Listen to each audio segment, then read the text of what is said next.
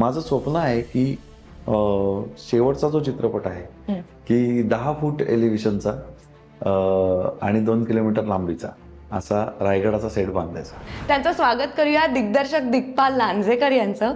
जय शिवराय. चित्रपट हा ऐतिहासिक दस्तऐवज असू शकत नाही. आपल्या डिस्क्लेमरमध्ये पहिलं वाक्य असतं की हा ऐतिहासिक दस्तऐवज नाही.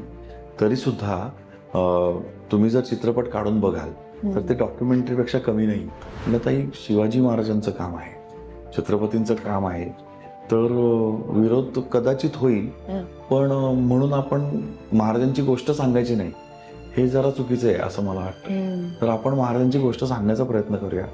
जर आपण प्रामाणिकपणे सांगितली तर लोकांना ती नक्की आवडेल आणि लोक स्वीकारतील.